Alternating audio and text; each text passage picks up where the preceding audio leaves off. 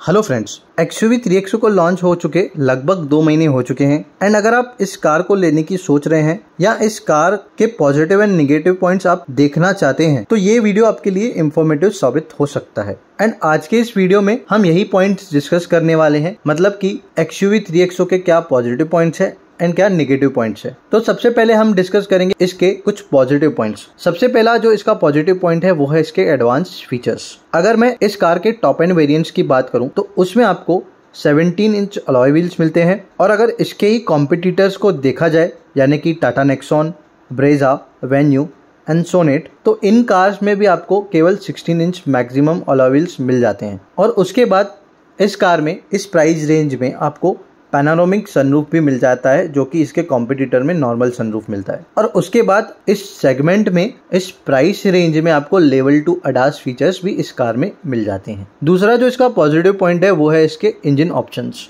इस कार में आपको टोटल 3 इंजन ऑप्शंस मिलते हैं। पहला 1.2 लीटर टर्बो पेट्रोल इंजन जो 109 bhp तक का पावर एंड 200 न्यूटन मीटर का टॉर्क जनरेट करता है। दूसरा इंजन ऑप्शन आपको मिलता है 1.5 लीटर डीजल इंजन जो 115 bhp का पावर एंड 300 न्यूटन मीटर का टॉर्क जनरेट करता है। उसके बाद तीसरा इंजन ऑप्शन आपको जो मिलता है वो है 1.2 लीटर TDDI पेट्रोल इंजन जो 129 bhp तक का पावर एंड 230 न्यूटन मीटर का टॉर्क जनरेट करता है। मतलब कि आपको इस कार में टर्बो पेट्रोल इंजन का power and 1.5 litre diesel engine का भी पावर मिल जाता है, जो कि डिसेंट है इस कार के नजरिए से। एंड रिव्यूज के हिसाब से इस कार का जो माइलेज है वो भी इतना खास कुछ कम नहीं है। तीसरा जो इस कार में पॉजिटिव पॉइंट है वो है इसके सेफ्टी फीचर्स। आपको इस कार में 6 एयरबैग्स, ABS, EBD स्टैंडर्ड मिलते हैं। मतलब कि आपको अब इस कार में सेफ्टी फीचर्स जो हैं जो रिक्वायर्ड रहते हैं वो बेस वेरिएंट से ही कॉमन मिलेंगे। और इसके टॉप एंड वेरिएंट यानी कि AX7L में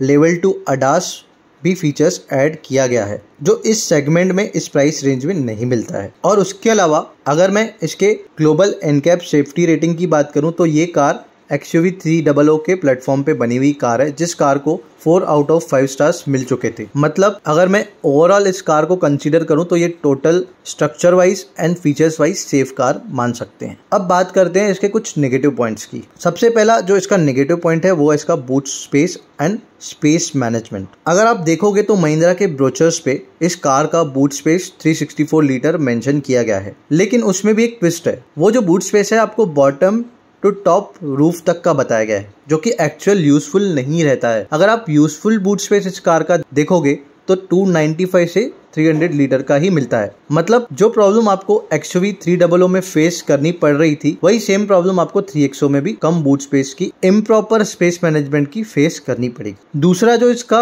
नेगेटिव पॉइंट है वो है इसका होल व्हाइट इंटीरियर। मतलब कि जो इसका इंटीरियर है वो फुली व्हाइट कलर में आपको दिखता है, जो देखने में बहुत प्लीजेंट एंड एलिगेंस लगता है, बट वो उतने ही फास्ट तरीके से गंदा भी होता है एंड डैमेज भी होता है, जिसको पूरी तरीके से साफ करना शायद पॉसिबल नहीं रहता है।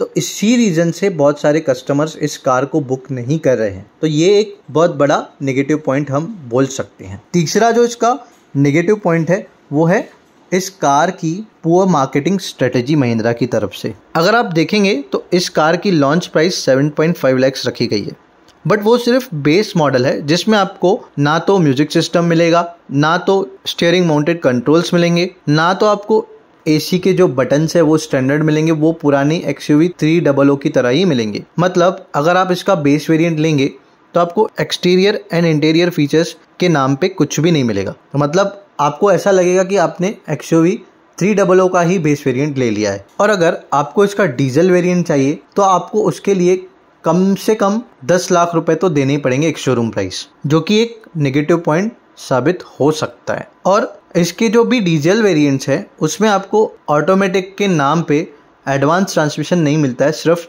AMT ट्रांसमिशन मिलता है, जो कि डीजल्स की कार के लिए सूटेबल नहीं होता है। और इसके टॉप एंड वेरिएंट यानी कि AX7L में आपको डीजल वेरिएंट नहीं मिलेगा। मतलब कि आपको डीजल वेरिएंट में लेवल 2 ADAS जैसे फीचर्स नहीं मिलते हैं। तो ये कुछ इसके negative points and positive points हमने डिस्कस किए। तो फ्रेंड्स मुझे कमेंट सेक्शन में जरूर बताइए कि इसके अलावा कौन से जो पॉइंट्स है आपको इस कार में अच्छे लगे या बुरे लगे। और प्लीज इस वीडियो को लाइक, शेयर एंड सब्सक्राइब जरूर कीजिए।